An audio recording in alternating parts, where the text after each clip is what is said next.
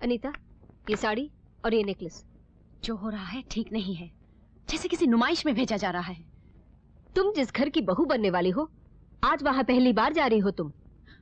चलो माना कि मैं उस घर की बहू बन भी जाती हूँ, तो क्या नेकलेस गले में टांग कर और सिल्क की साड़ी में लिपट कर तो जिंदगी नहीं गुजारनी ना। असलियत के जितने पास रहो वही ठीक है, नहीं तो बनावट जब मिट जाती है तो असलियत बहुत खौफनाक लगने लगती है। असल बात क्या है साफ साफ बताओ, तुम्हारे तेवर मुझे ठीक नहीं लगते। माँ मैं जानती हूँ, डैडी के चले जाने के बाद विजय के परिवार ने काफी सहारा दिया है हमें, और ये भी जानती हूँ कि शादी के लिए आप जुबान दे चुकी है और मैंने भी इनकार नहीं किया। लेकिन विजय से मैं पहली बार मिली हूँ, इन चंद लम्हों में जिंदगी गुजारने का फैसला कैसे ले लूं? मुझे वक्त चाहिए। ये यहाँ पड़ा है, ठीक समझो तो पहनो, नहीं तो बाहर फेंक दो। माँ नाराज मत हो, मुझे तुम्हारी मदद चाहिए। कहीं किसी एहसान तले दबकर हम कोई गलती ना कर बैठे और जिंदगी भर बेबस रहे। माँ मेरी बात सुनो, मुझे समझाओ, तुम जैसा कहोगी मैं वैसा ही करूंगी।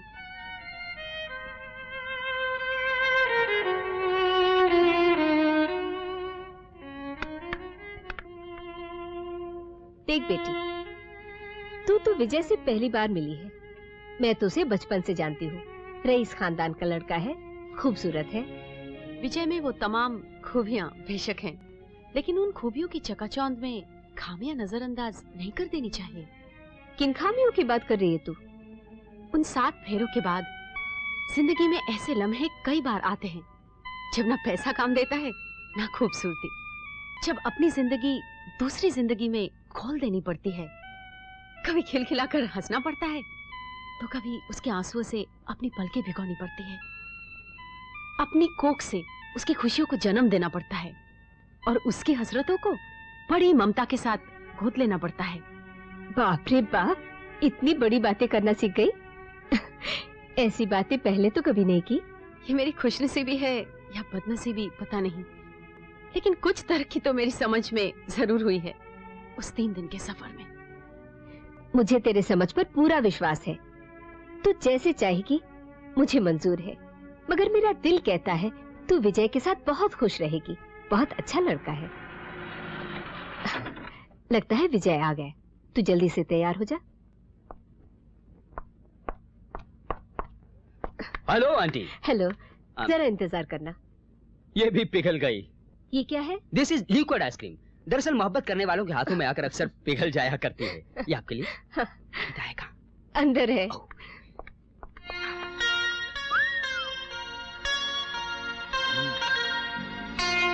ठाड़े रहियो ओ बाके यार रे, ठाड़े रहियो, ठहरो लगाए लिया नैनों में कजरा, चोटी में फूलों का गजरा रे, मैं तो कर आई 16 श्रृंगार रे।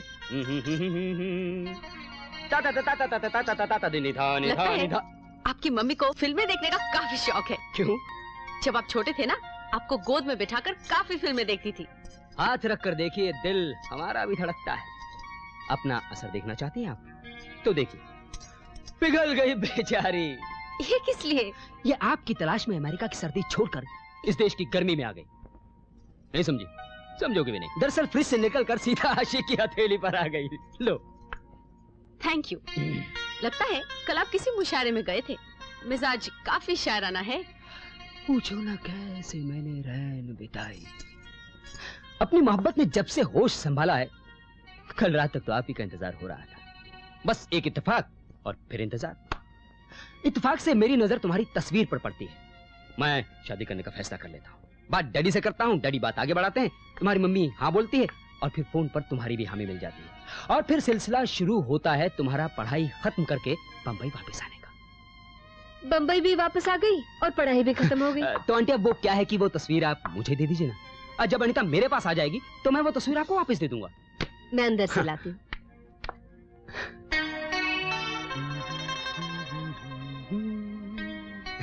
विजय, मुझे जल्दी वापस चाहिए। हाँ आंटी, सब तैयारियां हो चुकी हैं, सिर्फ बारातियों की कमी है।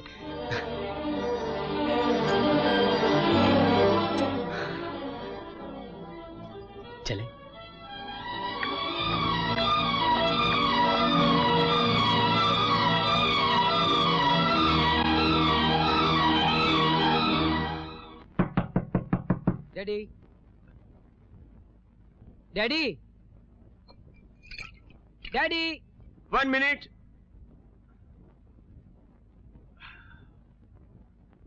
Daddy, come in, come in.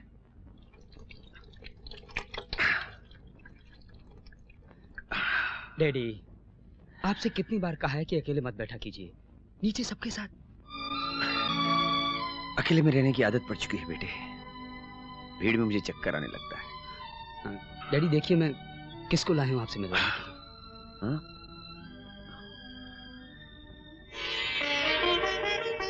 Cycle की बेटी है ना? हाँ, अनीता। साइकिल मुझे क्यों अकेला छोड़ के चला गया? वो होता तो हालात कुछ बेहतर होते। कितना खरा आदमी था वो। मैं उस पर ऐसे एतबार करता था जैसे कोई अंधा अपनी लाठी पर करता है। वो चला गया और मैं बिजनेस में अकेला पड़ गया। और फिर इसकी मां ने मुझसे सब कुछ छीन लिया। Oh God! बस डैडी, बस। आज ये पहली बार हमारे घर आई है। माफ करना बेटी। एक अरसे के बाद अपनों को देखकर आंखें भर आई। भाभी कैसी है? तुम लोगों को कुछ तकलीफ तो नहीं? नहीं अंकल।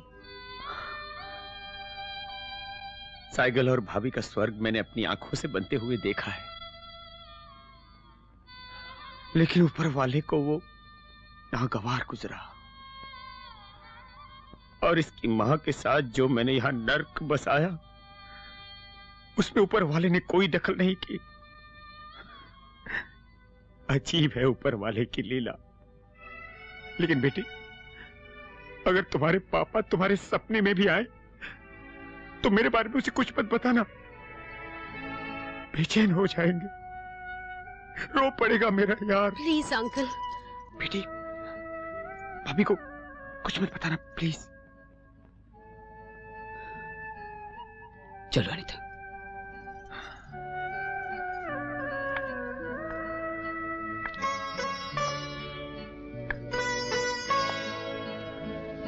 खुश रहो बेटे। खुशी ही दुनिया में सबसे कीमती चीज है, बाकी सब बेमानी। जाओ जाओ बेटे, जाओ जाओ।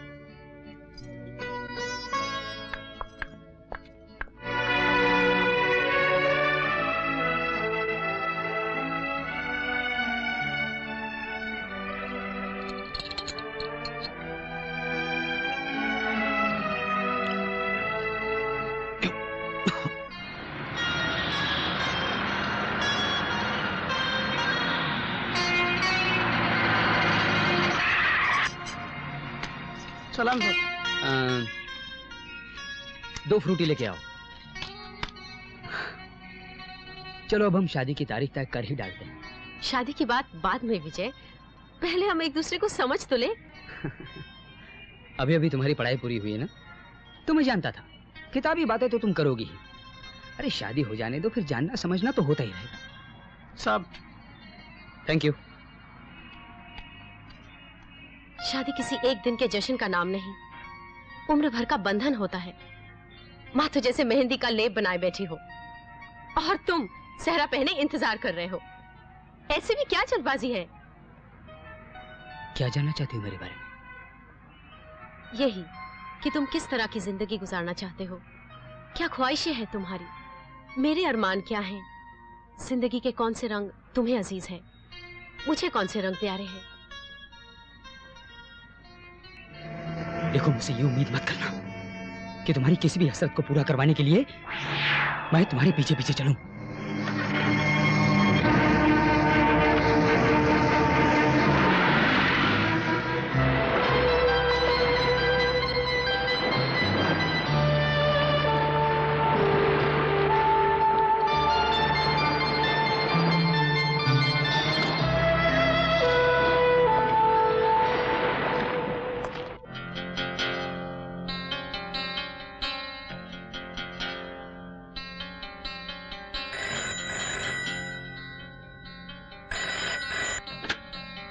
Hello hello.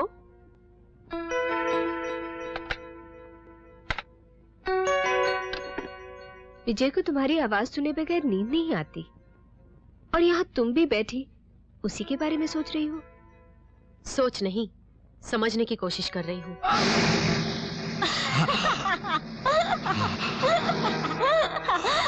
तुम्हारी किस्म वही है जिस जात से मैं नफरत करता हूँ। तुम सिर्फ छूने लायक हो। तुम्हारी किस्म क्या है? तुम्हारी जात क्या है?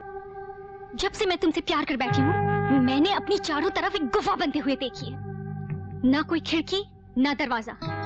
एकमात्र रास्ता था, वो भी तुमने ईंटों से चुनवाकर बंद कर दिया है। बांसी माहौल को बरकरार रखो जिंदगी भर।